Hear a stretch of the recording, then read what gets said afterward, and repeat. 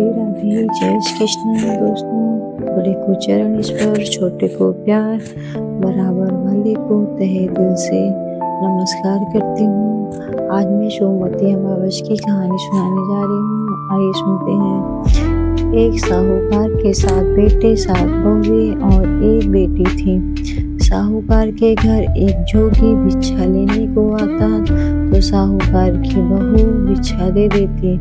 जब कभी भी साहूकार की लड़की भिक्षा लेकर आती तो जोगी भिक्षा नहीं लेता और वह कहता कि लड़की तो सुहागन है पर भाग में दुहाग लिखा है। यह बात सुनकर लड़की सूखने लगी। माँ ने पूछा, बेटे तुझे किस बात की चिंता है? अब वह लड़की बोली कि एक जोगी भिक्षा लेने को आता, वह कहता कि है तो सुहागन पर तेरे भाग्य में दुहाग लिखा है। यह बात सुनकर माँ बोली, उस जोगी की बात मैं सुनूंगी। अगले दिन माँ छुप कर बैठ गई। जोगी भिक्षा लेने आया, लड़की भिक्षा देने लगी तो आज भी जोगी ने वैसे ही बोला। ये बात सुनकर माँ निकल कर आई और बोली, एक तो हम तुझे भिक्षा देते हैं, ऊपर से तू हमें गाली देता है। जोगी बोला, मैं गाली नहीं देता, सच्ची बात कहता हूँ, इसके भाग में ऐसा ही लिखा है। तब माँ बोली, अगर तुझे इतना ही मालूम है तो इससे बचने का उपाय भी मालूम होगा। जोगी बोला कि 7 समुंदर पार एक सोना धोबन रहती है जिसने सोमवती अमावस्या कर रखी है।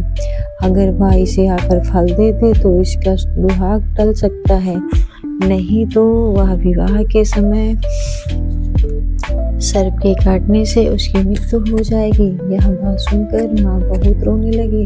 अब माँ सोना धोबन के पास गई। रास्ते में बहुत तेज धूप पड़ रही थी तो एक पीपल के पेड़ के नीचे बैठ गई।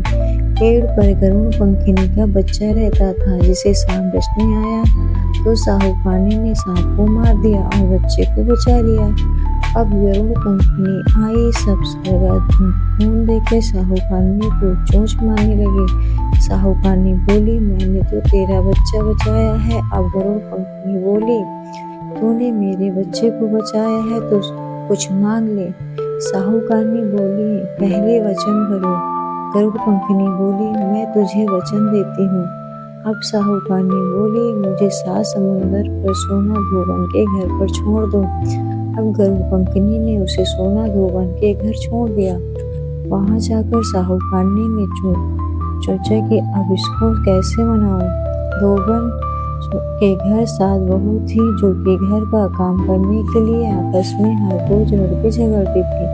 रात को सब सो जाते तो साहूकारनी सोना धोबन के घर जाती और उसका सारा काम कर देती और दिन निकलने से पहले ही चली जाती।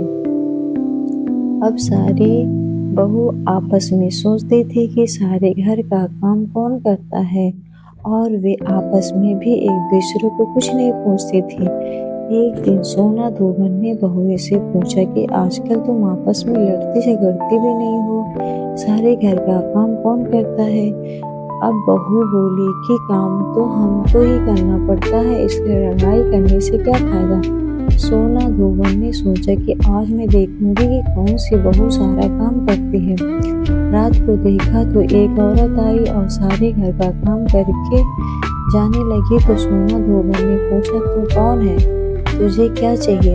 साहूकारनी बोली, पहले वचन भरो। तब सोना धोबन उसे वचन देती है। अब साहूकारनी बोली कि मेरी बेटी के भाग में दुहाग लिखा है, सो तू चल कर सुहाग दे दे क्योंकि तू सोमवती अमावस्या कर रही है। सोना धोबन अपने बहू बेटे से बोली, मैं तो इसके साथ जा रही हूँ, पीछे से तुम्हारे पिताजी मर जाएं तो उसे तेल के कुप्पे में डाल कर रख देना।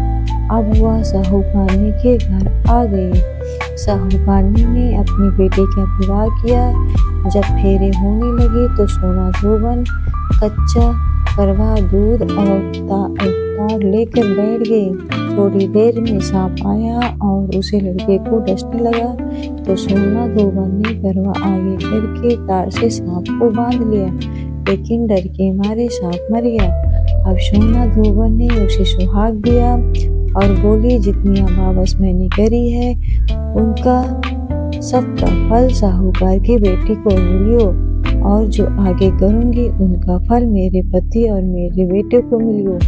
सब कोई सोमवती की जय जय बोलने लगे। सोना धोबन जाने लगी तो साहूकारनी बोली, कुछ मांग ले, तूने मेरे जमाई को जीवन दान दिया है। वह बोली, मुझे कुछ नहीं चाहिए। यह कहकर वह चली गई। अब उसे रास्ते में फिर सोमवती अमावस आ गई। उसने पीपल के पेड़ के नीचे बैठकर कहानी कही, व्रत किया और पीपल की 108 फेरी लगाई। पीपल की पूजा करने के बाद वह घर पर गई। वहां पर जाकर देखा तो उसका पति मरा पड़ा है। अब उसने जो सोमवती अमावस रास्ते में की थी उसका फल अपने पति को दे दिया। अब उसका पति जिंदा हो गया। सब कहने लगे कि तूने क्या किया है जो यहाँ जिंदा हो गया। तो वह बोली, मैंने तो कुछ भी नहीं किया। रास्ते में सोमवती अमावस आई थी तो उसकी पूजा करी थी, व्रत किया और 108 फेरी पीपल की लगाई थी।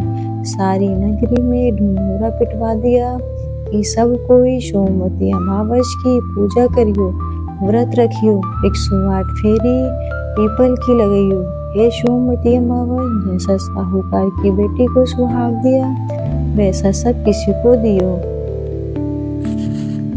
राधे राधे।